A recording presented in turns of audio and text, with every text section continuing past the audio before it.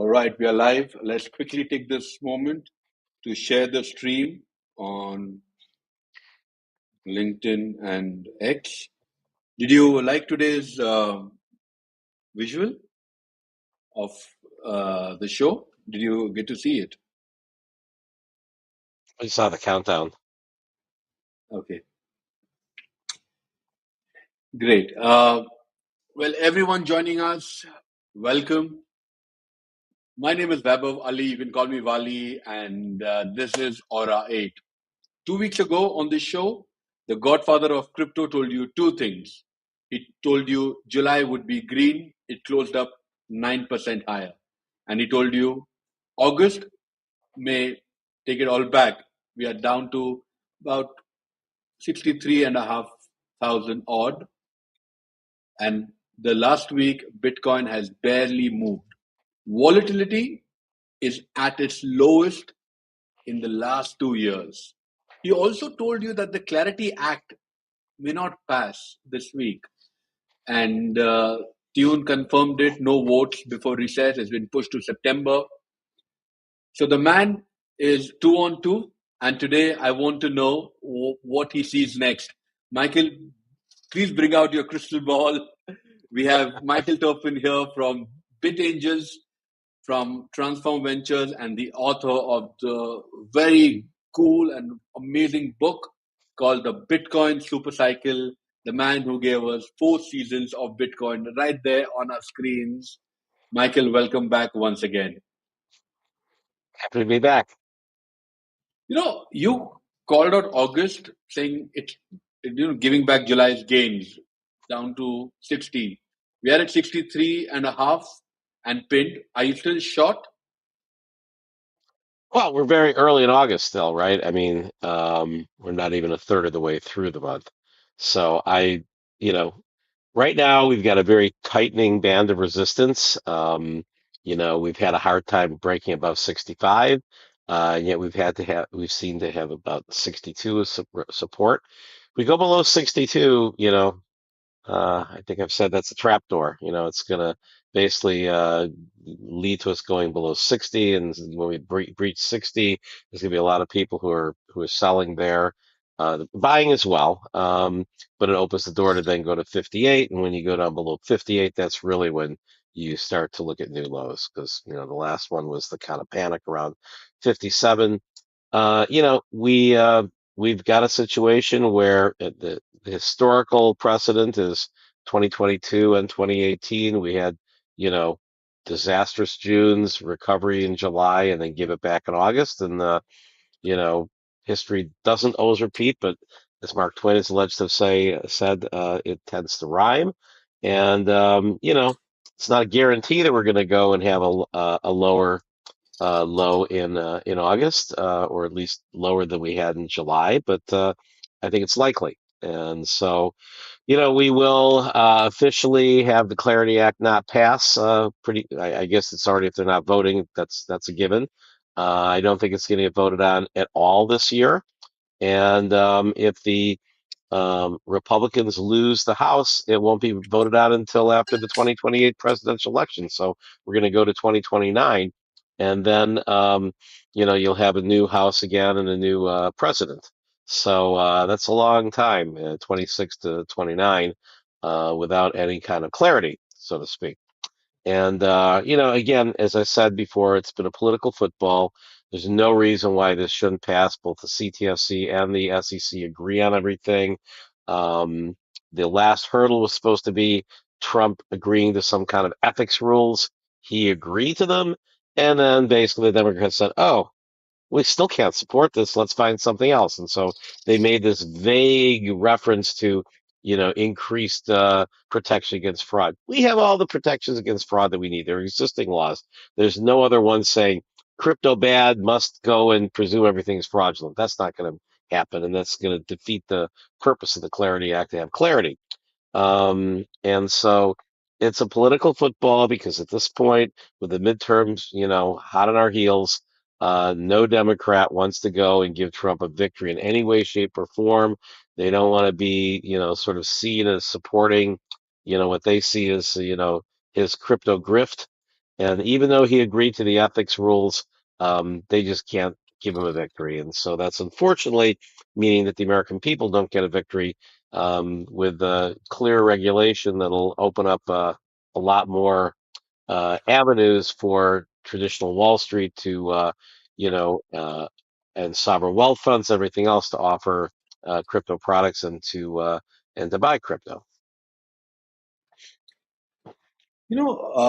Elizabeth Warren is no longer a blocker. It's the Democrats who will not vote while the She president. she is a, she is a Democrat, and she absolutely is still a blocker. She's definitely doing things behind the scenes. She's been the one who's sort of organized the opposition. Yeah, it did get past the Senate committee, but it's not getting past again, it's kind of crazy to me that certain things like, I guess the appointment of the attorney general is going to go through with a 50-50 tie, and the vice president casting the tiebreaker. And yet, the Clarity Act, you apparently need 60 votes. And it's never made sense to me that you can't win with like 53, 54, even 55 votes. You have to get 60 because otherwise you'll have a perpetual filibuster. They need to change those rules. That's just crazy.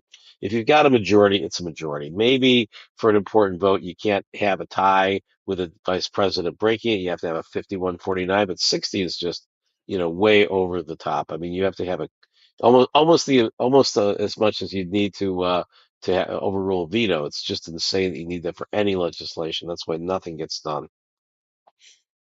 So, what would happen if the Congress doesn't act? Because the SEC just has rules on its own. You yourself have been dealing with SEC since 2013, for better or worse. Well, not Uh, really dealing with them. I haven't had any actual interactions with them, thankfully.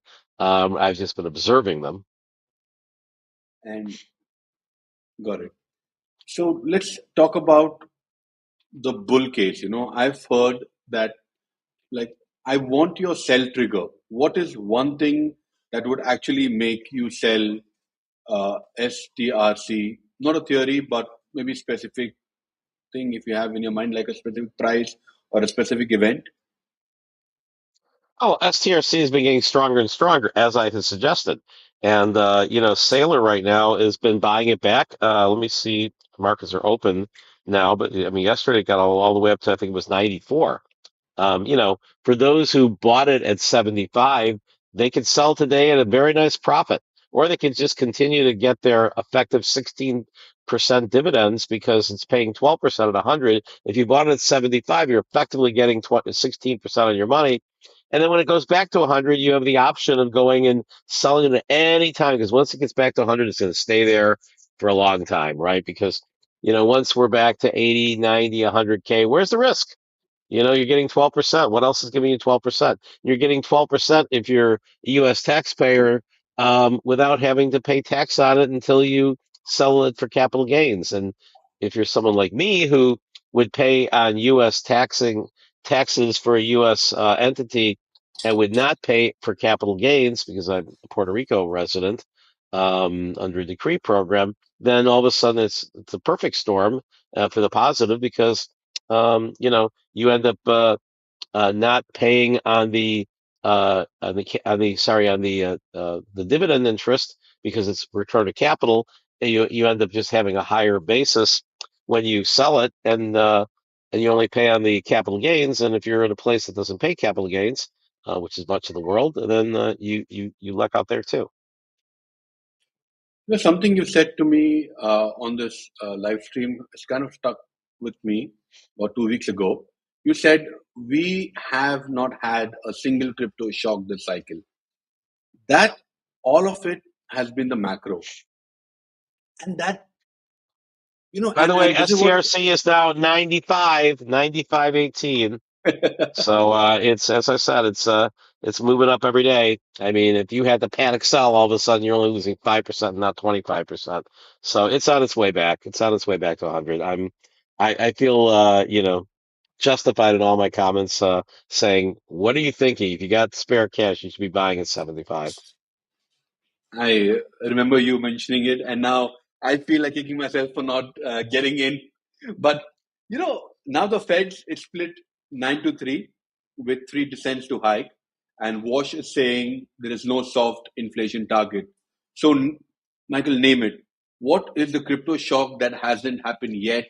And if Wash Well, look, hikes in we September, had give me a number. well, we had a mild crypto shock. That was the cold wallet, right? We discussed this on the last show. Um, but it was a very, very small amount of people, and it wasn't anything fundamental to Bitcoin. It was a Canadian, CoinKite put it together protocol. So I'm presuming it was mainly Canadians affected. That I think affected about 1,800 Bitcoin or something, which is still a lot, but nowhere near the 21 million Bitcoin out there. And it basically, people are saying, "Oh, is my Trezor safe? Is my Ledger safe?" Well, yeah, they are because they actually do, chip randomized, 1 in a trillion chance you're going to, randomly guess the code versus, and we'll see where the liability is there. But when they ended up like going and taking some shortcuts, I guess, or going to an open source thing and not having the chip actually verify the pure randomness of it. I'm not a technical expert on what happened there. I was just reading some things, but you all of a sudden went to something that, instead of being guessed in a billion years, can be guessed in like, a much shorter period of time. And that's what happened. And so now those are all exposed, and anybody who hasn't had their coins sort of removed from their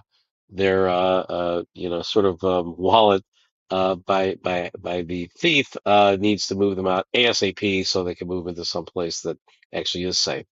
So that was a mild shock. It didn't seem to really tank the market in any significant way.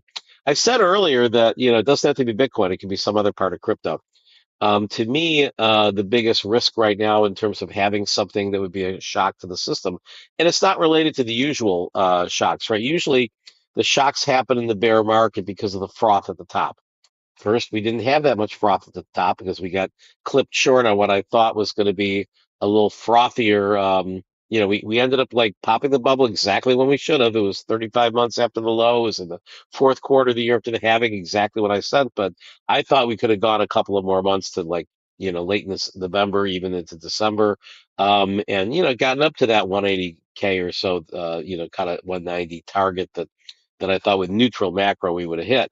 But because we had the black swan with some, fishy behavior on 1010, we ended up not really having any kind of froth. We ended up having tailwinds instead of headwinds because of the tariffs, which we still have tailwinds because of the tariffs. I mean, they just announced on July 1st that they were going to put a 50% tariff on Canada, right? And they did that right at the opening of, this kind of, bridge between Canada and the United States that was supposed to be like this, like, yay, America, Canada, best of friends. And then boom, same day, I believe it was, they announced the 50% tariff.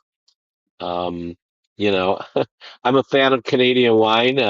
Fortunately, getting mine out there before the tariffs go into effect. But Canadian wine will be one of the items that if you don't get your Canadian wine out by, I think it's August 16th, you're going to pay a 50% tariff. If you have $100 bottle of wine, it's $150 for no good reason, just because Trump is mad at Canada today. So, yeah, I mean, the tariffs are still being a drag on this. And, I think we'll continue to do so, the uncertainty around this. But no, usually what happens is that there's something related to, I said in my book that, it's not that um, it's not exclusively that the, kind of fraud and bankruptcies and everything at the bottom of the bear market cause it. It's it's not a coincidence, I think, that they always happen at the bottom of the bear market because that's about how long it takes to unravel things at the top, right? So, in other words, if we go back 4 years, you know, you had this irresponsible leveraging behavior by, Three Arrows Capital. It just took a few months until they got caught, right? Same thing with FTX. They were just going and this always up mentality. Let's leverage to the moon because we're always going to make more money. Look, you just saw that in the AI bubble this past week with situational awareness. This 24-year-old,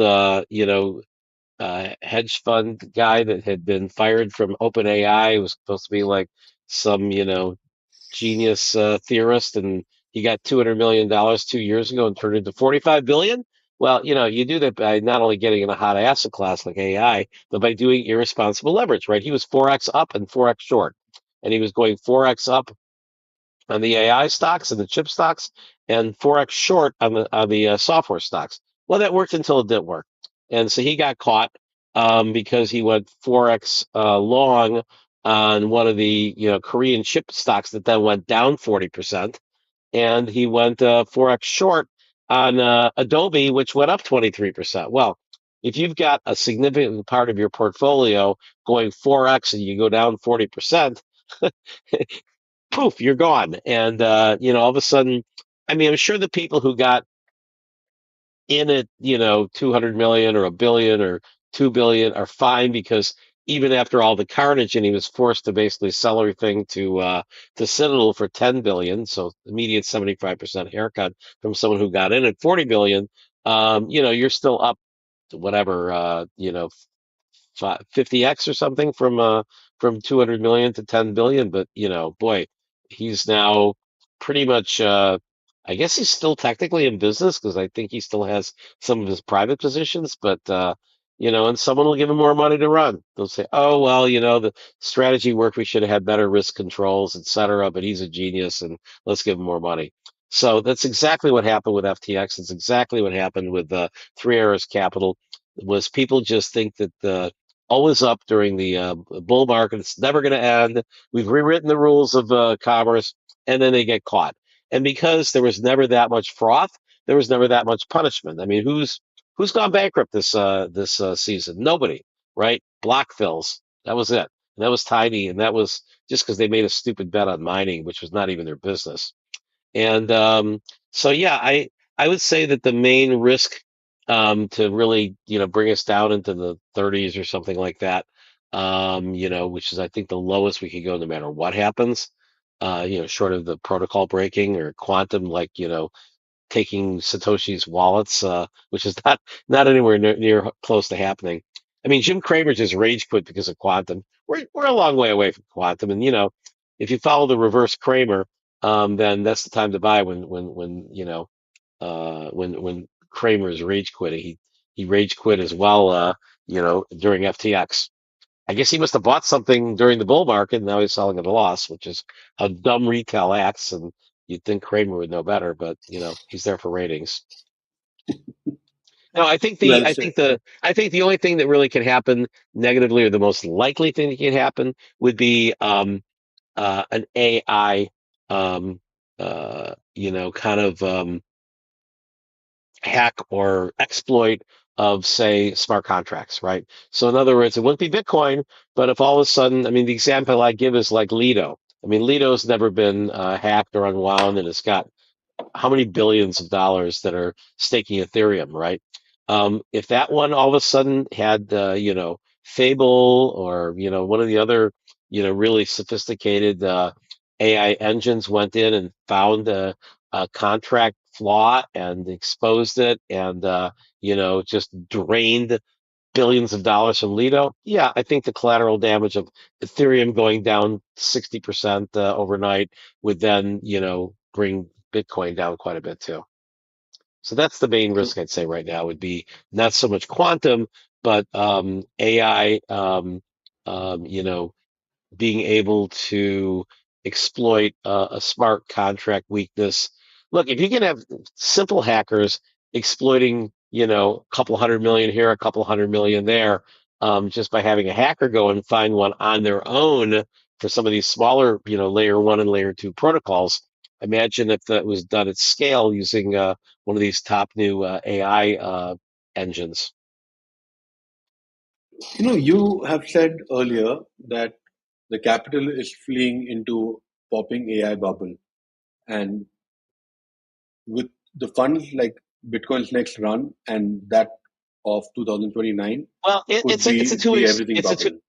Yeah, but it's a two-way street, right? So in other words, capital that was going to flee to AI, the smart ones at least, They sold a year ago, right? They sold a year ago when I said to, right? At the top of the bubble. They sold in, August, September, October, even early November, you were still kind of out with most of it.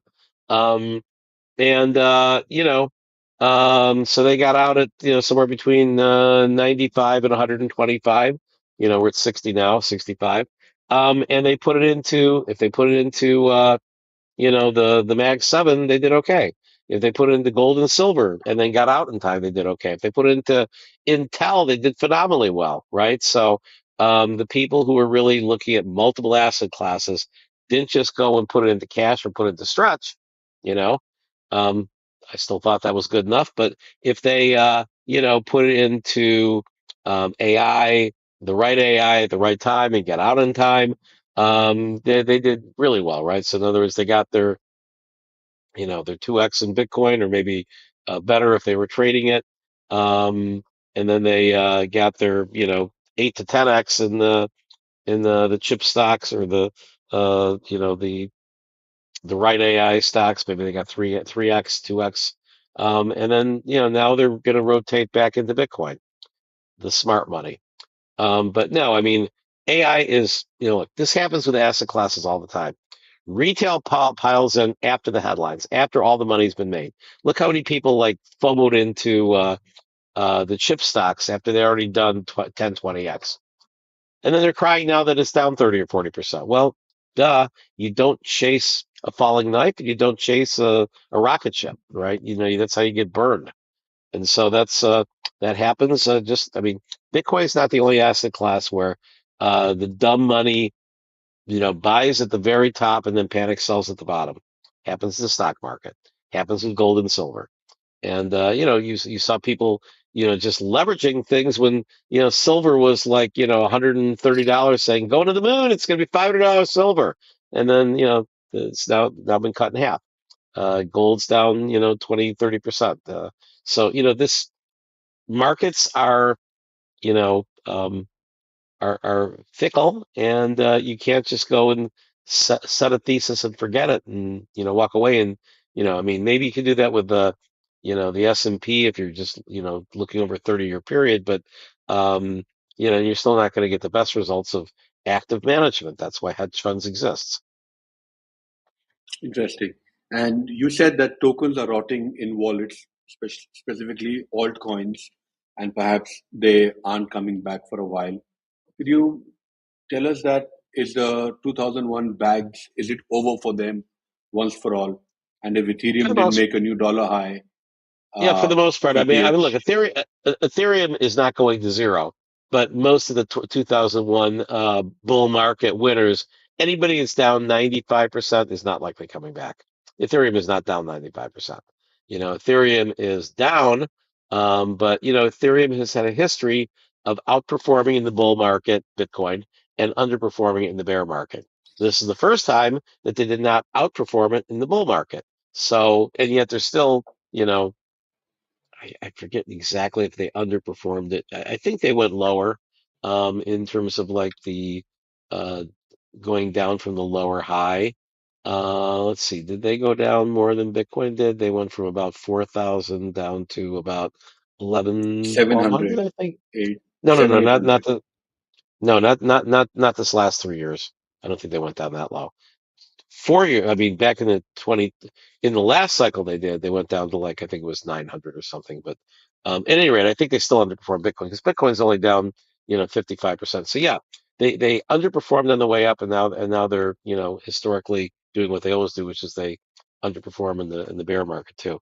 So no, I'd say that Ethereum as being something that's going to catch Bitcoin, that's a joke at this point. Um, and even the Ethereum Max is going to have, well, no, I guess the Ethereum Max will never admit it. Tom Lee still thinks there's $20,000 Bitcoin in our future. Um, and I don't think $20,000 Ethereum. I don't think $20,000 Ethereum is going to happen before $600,000 Bitcoin. There's going to be about a 10x for each of them. Um, and so, but no, if you're talking, altcoin moon, you really think the metaverse and NFT stocks and gaming stocks that went to the moon in 2021 are ever coming back? I don't think so. I mean, they may not all be dead, but they're certainly going to be lower highs. And they were this last time. I mean, if you had something in 2021 that, peaked out, and I'm just going to name a number, they went out at like, a dollar, they went up to like $80, they went back down to, um, 90 cents or $2. Maybe the next bubble they went up to like $8, but they didn't go back anywhere near $80, right? True. And if you judge it in Bitcoin, it went even less. So yeah, I'd say for the most part, there are very few, 2021, successes, or 28 or 2017 successes that are going to go to new all-time highs. I mean, BNB might be the only one. Um, Chainlink's not going to go to any new all-time highs, particularly if you count it in Bitcoin. I mean, its all-time high, I think, was still from 2 cycles ago, right? I mean, so it's just it's just even the leaders, the people who have been who survived and thrived, Cardano, they're not going to go to new all-time highs. It's just not happening. And particularly if you basically measure it in Bitcoin and not in U.S. dollars, just not going to happen. Doesn't mean they're dead. It just means that they're not mooning. Historically, what happens, and I've said this in my book and I've said it a number of times, is that every new cycle has a new altcoin narrative. You can reliably go and sell Bitcoin at the top, buy it back at the bottom, and it always, thus far, and I think for the next few cycles as well, will go and give you new all-time highs. We had new all-time highs in every cycle. Not so much with alts. If you pick your favorite alt of any cycle, if you pick, Litecoin from the first cycle, or you picked, Ethereum from the second cycle, or Waves. Let's go to not something that's not Ethereum. Waves from the second cycle. I think it was up to $30 or $40, and now it's in pennies. Um, if you pick your favorite ICO from the third cycle, even Chainlink, um, anything other than BNB, it's down. And and then you get to the 2021 cycle. What's gonna go to new all-time highs? Nothing. So every cycle for alts, the only way you make money in alts is you sell at the top, you then keep that cash or put it into stocks or whatever you want to do, and then put it back at the bottom and put it into new tokens. New tokens, not the same old ones, because the narrative is always different. First cycle, the narrative was better mining. Litecoin, Feather, or not Litecoin. What else was first cycle? Besides Litecoin, Namecoin, Devcoin. Was better. Faster, better, cheaper mining. That was it.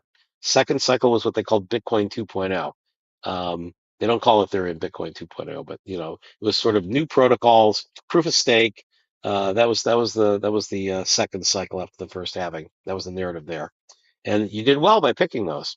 But you had to sell at the top, and then ideally you then went in with your excess cash and invested at the bottom of the third cycle into the new narrative. So the new narrative there was ICOs.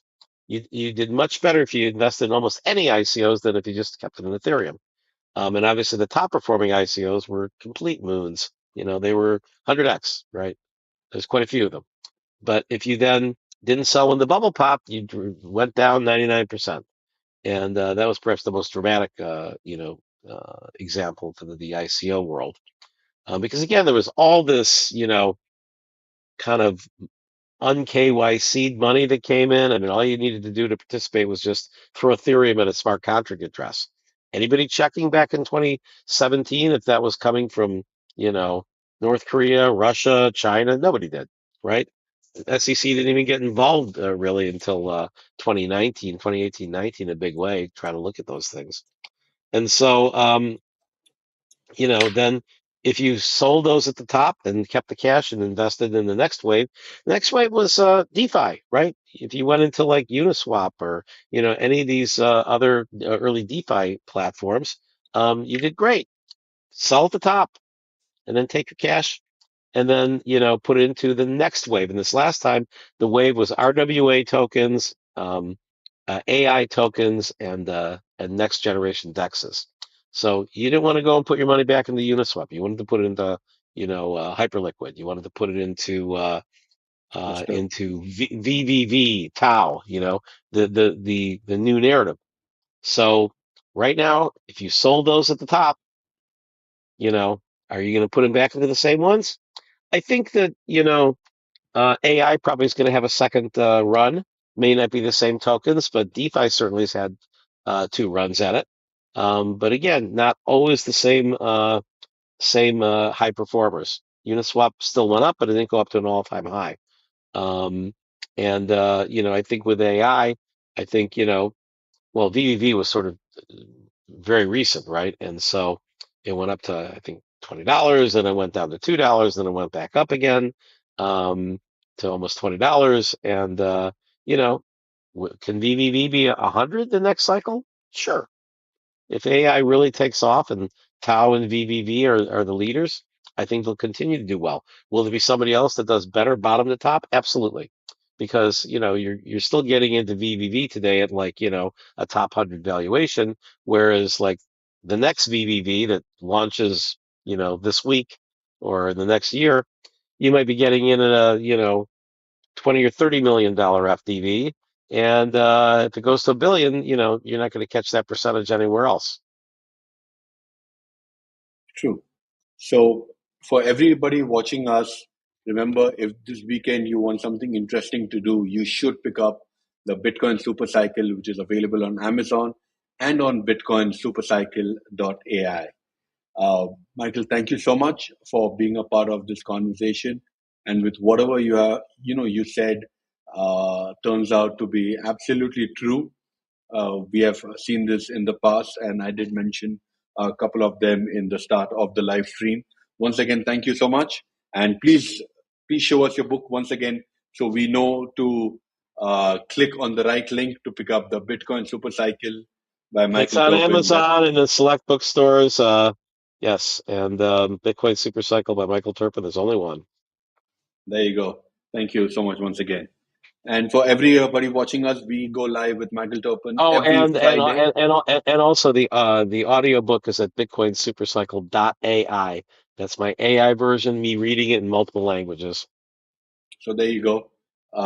As mentioned earlier, Amazon and BitcoinSupercycle.ai is where you need to go this weekend to get as much as knowledge as possible to make sure that you stay ahead of the game. Michael, once again, thank you so much for your time. Okay, thank you.